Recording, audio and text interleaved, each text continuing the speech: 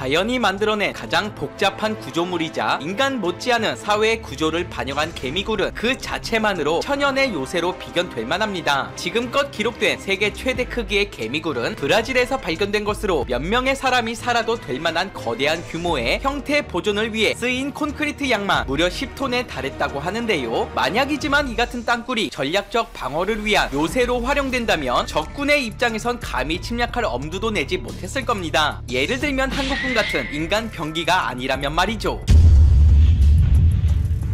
각종 최첨단 무기와 전술들이 하루가 멀다 하고 개발되는 현재지만 아직도 미군이 집착을 버리지 못하는 재래식 훈련이 있습니다. 그것은 바로 땅굴 전투훈련. 제2의 한국전쟁을 대비해 기존 한두 개 여단 규모로 훈련해 오던 것을 이 분야 최정예로 불리는 제82 공수사단을 포함 수천 명의 병사를 동원해 해마다 훈련 강도를 높이고 있습니다. 심지어 열상 탐지 장비가 장착된 야시경을 비롯해 마스크와 통신 장비 등 땅굴 전투를 위한 특수 장비에도 투자를 아끼지 않고 있는데요. CIA가 작성한 보고서에 따르면 최근 북한은 미얀마, 팔레스타인 무장단체인 하마스에 땅굴 굴착 기술을 수출했는가 하면 핵공격과 벙커 버스터 방어를 위한 이중 도명 기술까지 개발했다고 밝혔는데 북한이나 미군이나 이토록 땅굴 전술에 매진하는 이유는 다름 아닌 과거에 있었던 한 전쟁에서 비롯된 것이라는 분석이 지배적입니다. 베트남전 당시 압도적인 군사력과 화력 차이에도 불구 연합군이 후퇴의 후퇴를 거듭한 가장 큰 원인은 신출 귀몰했던 베트공들의 게릴라 전략으로 익히 알려져 있으나 그들이 이토록 치고 빠지기에 능숙했던 근본 원인은 연합군 측이 상상조차 못했던 루트가 있었기 때문에 가능했습니다. 바로 지하에 자리 잡은 대규모 땅굴 터널. 그 중에서 구치 지역의 땅굴은 1948년 인도차이나 전쟁 당시 프랑스에 대항하고자 처음 만들어졌는데 평균 깊이만 지하 5m, 미로처럼 복잡한 터널이 무려 250km가 넘게 뻗어 있었습니다. 통로의 크기는 한 사람이 겨우 들어갈 수 있을 만큼 협소하긴 했으나 내부엔 4층 구조로 넓게 만들어져 무기 저장실과 식당, 침실, 심지어 시민들을 위한 공간까지 마련돼 그 자체만으로 사실상 하나의 지하 세계나 다름없었는데요. 남북 갈등이 급격히 고조된 1965년 비로소 전쟁이 발발했을 당시 남베트남과 북베트남이 충돌했던 접경 지역보다 더 심각했던 곳은 아군 진영 깊은 곳에서 활동하던 베트공과의 대결이었습니다. 전쟁 초기 베트공의 2배에 달했던 미군은 주로 게릴라의 활동이 가장 활발했던 철의 삼각지대에 집중됐는데 그 중심에 있던 것이 바로 구치 땅굴이었죠. 세계에서 가장 조밀한 밀림에서 도처에 깔린 부비 트랩에 주의하며 베트공의 불시 공격에도 대처해야 했던 미군은 적이 땅굴 속에서 활동한다는 것은 익히 알고 있었지만 거대한 군사기지가 발밑에 있다는 것은 전혀 눈치채지 못했습니다. 미군 측이 입수한 정보는 과거의 것에 불과했고 1940년 당시 벙커를 연결한 통로에 불과했던 땅굴은 시간이 흐르면서 더욱 복잡해진 것은 물론 한국 안의 여러 개의 대체 경로와 더불어 폭발과 붕괴에도 무너지지 않도록 설계, 베트공의 생명줄이 되어 있었죠. 이곳에서 그들은 주요 본부 3개를 지하에 설치해 폭탄을 제조하고 수천 명의 게릴라를 양성하여 낮에는 이곳에 숨어있다 밤에 기습하는 전략을 구사했습니다. 세계 최초 TV로도 중계됐던 베트남전이었지만 지하 땅굴이라는 또 하나의 전쟁터를 간과했던 만큼 전송됐던 장면은 극히 일부에 불과했고 연합군이 이토록 고전했으리라고 누구도 예상하지 못했습니다. 결국 연합군이 택한 전략은 땅굴 쥐라고 부르는 탐색 부대를 결성하는 일이었습니다. 적을 찾기 위한 유일한 방법이었지만 나중엔 지원자가 거의 나오지 않을 만큼 위험하기 짝이 없었는데요. 땅굴 속은 그야말로 지옥과 같았는데 입구에 손잡이를 당기면 연결된 수류탄이 폭발한다거나 줄을 당기면 전갈이 쏟아진다든지 날카로운 죽창에 박혀있는 구덩이가 수도 없이 도사리고 있었습니다. 그나마 잡입에 성공했다 쳐도 공간의 제약상 칼과 권총 등 최소한의 무기만 사용할 수 있었고 모퉁이마다 매복한 적과 폭발물, 독사 등에 의해 상당수의 희생자가 발생할 수밖에 없었죠. 하지만 한국군이 등장하면서 땅굴 전쟁은 전혀 다른 새로운 국면을 맞이하게 됩니다. 땅굴쥐 작전에 지원한 군인들이 적었던 이유는 위험한 건 둘째치고 시각적으로 봐도 알 수 있듯이 미군의 덩치가 너무 컸기 때문이었습니다. 당시 평균적인 성인을 기준 150cm였던 베트남인에 맞게 설계된 땅굴은 대부분의 연합군이 들어갈 수 없었던 반면 한국군만은 예외였는데요. 연합군을 기습한 후 평소대로 땅굴을 이용해 후퇴하던 베트공들은 어느 순간 과거 보고된 적 없는 내부에서의 전사자가 다수 나타났습니다. 나타나자 그 원인을 파악했는데 자신들의 신체적 스펙이 거의 비슷한 연합군 중 일부가 땅굴에 침투한 뒤 아군을 각계 격파했다는 사실을 깨닫게 됩니다. 이때부터 다급해진 건 베트공 쪽이었습니다. 그들은 어두운 땅굴에서 쉽게 구분되지 않았던 한국군을 색출해내기 위해 암고호를 신설한 것은 물론 지상에 간헐적으로 설치해놨던 위장 벙커의 수도 늘려나갔습니다. 이렇게 해서 직접적으로 땅굴 내에 침입을 저지할 수는 있었지만 그보다 더 큰 문제가 있었으니 평소 산지와 숲 지형에 익숙했던 한국군은 미군들이 며칠에 걸쳐 겨우 찾아내던 땅굴 입구를 고작 반나절이면 찾아낸다는 것이었죠. 이는 연합군과 달리 엄청난 전술적 차이를 만들어냈습니다. 기존 미군의 전술은 기습을 당했을 시 먼저 후퇴하고 지원 요청을 받은 뒤 1번 입구를 막거나 들어가서도 1번 홀만 작살내는 정도에 불과했습니다. 반면 한국군은 입구가 하나라도 발견되면 그곳을 봉쇄한 뒤 팀을 나눠 주변을 샅샅이 수색했는데 이렇게 해서 다른 출구들을 전부 찾아내어 봉쇄했고 뒤늦게 모든 출입구가 막힌 것을 깨달은 베트공들이 지상으로 기어나오면 그때를 노려 일망타진을 반복한 것이었죠. 처음 당해본 전술의 연합군 측이 패닉에 빠지는 동안 한국군은 제 아무리 땅굴이라고 해봐야 이것이 엄청난 넓이가 될 수 없다는 것을 재빨리 캐치했고 예상되는 곳을 철저히 마크한다면 오히려 이를 역이용해 유리한 상황으로 만들 수 있다는 점을 간파한 것인데요. 이는 미군을 포함 연합군 중에서 그 누구도 시도조차 못한 한국군의 기발한 전략이기도 했습니다. 한 가지 문제가 있었다면 당시 땅굴은 베트공들의 전술 기지임과 동시에 상당수 민간인들의 실제 거주 시설이기도 했다는 사실. 베트공과 민간인을 구분할 수 없었고 또한 정보조차 없었던 한국군은 일단 땅굴에서 나오기만 하면 베트공이라 판단, 안타까운 민간인들의 희생이 뒤따르기도 했죠. 한국군의 투입 이후 답이 없었던 게릴라전에 희망의 빛이 보이나 싶었던 것도 잠시 승기를 잡기엔 땅굴의 규모는 지나치게 거대했고 동시에 체계적이었습니다. 그에 반해 한국군의 숫자는 턱없이 부족하기만 했는데요. 성격 급했던 미군은 수만 명의 군대를 투입해 논을 망치고 화학 고엽제를 살포하거나 가솔린과 네이팜을 사용해 지상에 있는 모든 것을 불태우는 극단적인 작전을 시작했습니다. 아이러니하게도 네이팜의 뜨거운 열기는 습한 열대 공기와 상호작용으로 화재를 진화하는 호우를 만들어낼 뿐이었고 군사적인 효과 또한 당연히 전무했습니다. 왜냐하면 그 시각 베트공들은 지하터널에 짱박히며 안전하게 시간을 보내고 있었기 때문이죠. 당시 이를 보다 못한 한국군은 제 아무리 잘 지어봐야 땅굴은 땅굴일 뿐 베트공들이 오래 버티기란 힘들기 때문에 인내심을 갖고 지상으로 나올 때까지 기다리자고 건의했으나 그들의 고집을 꺾을 수는 없었습니다. 당시 땅굴 속은 음식의 부족과 더불어 각종 해충들이 만연했고 말라리아와 같은 심각한 전염병도 함께 퍼지는 추세였는데 실제로 대부분의 베트공 전사자들은 전투 중이 아닌 이 같은 부수적인 이유들이 주 사망 원인이었는데요. 오죽하면 땅굴에서 생활하던 16,000명 중 오직 6,000명만이 전쟁에서 살아남았다는 기록이 밝혀질 정도였죠. 아무튼 그러거나 말거나 오직 터널 파괴만을 위한 최후의 작전으로 융단 폭격까지 개시한 미군. 그래봤자 일부 구간만 무너져 내릴 뿐 하루면 복구가 가능했던 탓에 이것마저 무의미한 작전으로 돌아갔고 그렇게 땅굴 요새는 미군과 한국군의 철수와 함께 난공불락의 요새로 역사에 남겨지게 됐죠. 당시 미국 에반스빌 저널에서는 한국군 60만에게 전쟁의 모든 것을 맡겨보는 건 어땠을까 라는 주장이 제기되기도 했는데 만약 정말로 그랬다면 역사의 한 부분이 통째로 바뀌었을지도 모르죠. 오늘 영상은 여기서 마치겠습니다. 끝으로 구독과 좋아요 부탁드리겠습니다. 전 세계 신종 코로나 바이러스 감염증 확진자가 270만 명을 넘어섰다.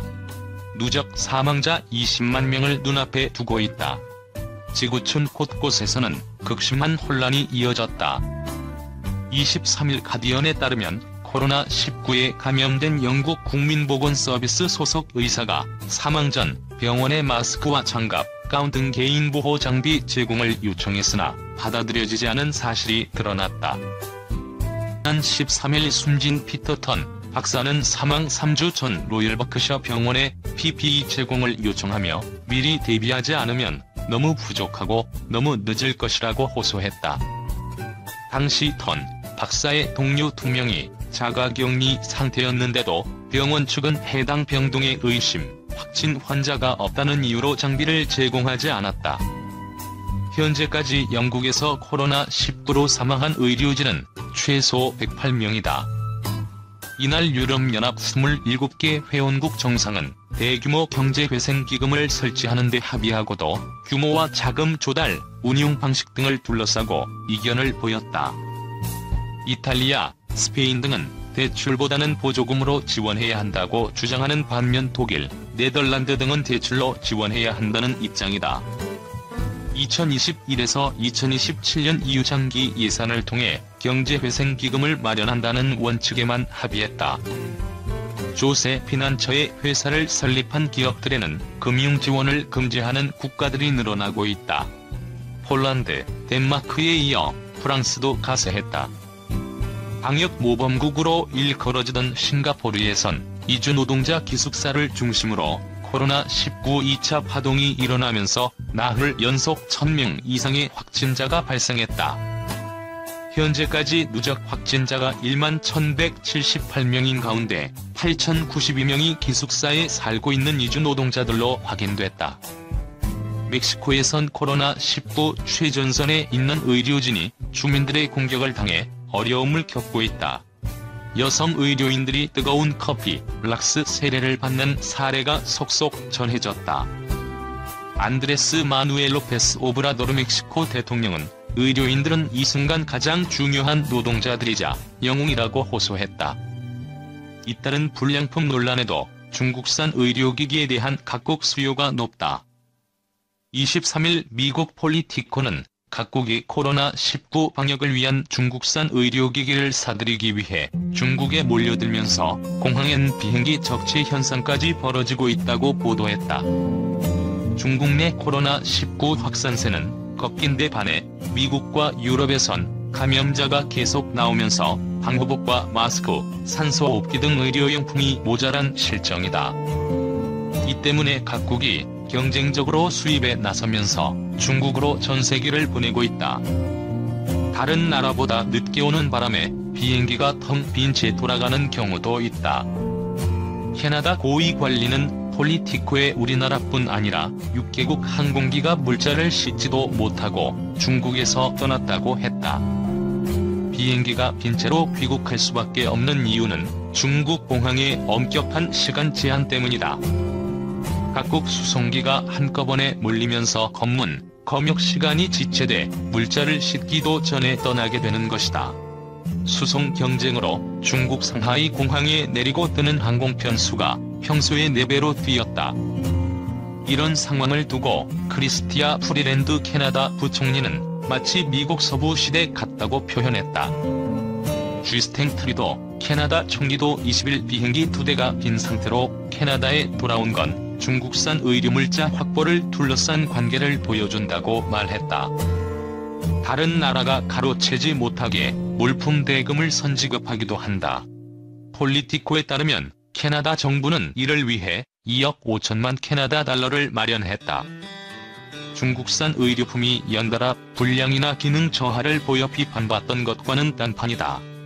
앞서 중국이 세계 각국에 수출하거나 지원한 의료 물품에서 오류가 확인돼 신뢰성 문제가 대두됐다. 이날도 인도 정부가 중국산 코로나19 진단키트가 항체검사에서 상당한 오류를 나타내면서 사용을 일시 중단한다고 했다. 인도는 이달 초 중국에서 진단키트 5억 개를 사들였다. 인도 보건부는 중국산을 대체할 방법을 모색 중이라고 했다. 앞서 지난달 네덜란드는 중국에서 마스크 130만 장을 수입했는데 1에서 2차 품질 검사에서 기준 미달이 확인돼 사용을 중단했다. 필리핀도 중국이 기증한 코로나19 진단키트가 정확도가 떨어지는 걸 확인하고 사용하지 않기로 했다. 스페인에서도 비슷한 경우가 발생했다. 불량 논란에도 사수 경쟁이 치열한 건 중국이 하루에 만들어내는 의료품 수량이 압도적이기 때문으로 보인다. 최근 중국은 하루에 마스크 1억 1600만 장 이상, 방호복 20만 장 이상을 만들어내고 있다. 인공호흡기도 2월 한 달에만 1만 5천 개를 생산했다. 한편 중국 여유연구원은 23일 한국문화관광연구원을 통해 코로나19 감염증 예방을 위한 마스크를 개증했다. 한국문화관광연구원은 이날 마스크 개증식을 갖고 관광산업 현장에 이를 전달하겠다고 밝혔다. 기증식에는 조현래 문화체육관광부 관광산업정책관과 한국호텔업협회 유영종 회장, 김영문 대외협력부회장, 정우섭 사무국장, 관광협회 중앙회 서용길 부회장, 김대간 한국문화관광연구원 원장, 류광훈 경영기획본부장, 김영준 관광연구본부장이 참석해 의미를 더했다. 중국 국책연구기관인 중국여유연구원은 지난 3월 24일 한국문화관광연구원의 서신을 통해 코로나19를 함께 극복하고 상호 간 협력을 다지자고 전했다. 서신에는 코로나19의 확산 예방을 위한 KN95 의료용 마스크 1000장 기증과 코로나19 극복 경험 공유를 위한 관광분야 공동 세미나 개최, 코로나19 이후 한중 관광 교류 증진 등에 대한 의사 등 내용이 담겨있다. 통관에 한 달이 걸려 23일 마스크 기증식이 개최됐다. 한국호텔업협회 유영종 회장은 코로나19로 어려움을 겪는 호텔업에 도움을 주신 중국여유연구원과 한국문화관광연구원에 감사하다. 고객이 안심하고 이용하도록 방역 등 여러 가지로 힘쓰는 호텔업계에 도움이 될 것이라고 생각되며 이를 계기로 향후 한중 관광 활성화에도 작은 밑거름이 되기를 바란다고 밝혔다. 한국문화관광연구원 김대관 원장은 중국여유연구원의 서신과 마스크 기증은 그동안 일시적으로 어려움을 겪었던 한중 관광 교류를 더 확대하고 굳건하게 할 수 있는 마중물이 될 것으로 기대한다. 중국여유연구원의 깊은 우정에 진심으로 감사드리며 양국이 함께 코로나19 위기를 극복하고 한중 관광 발전의 새로운 성공을 함께 써나가기를 기대한다고 강조했다.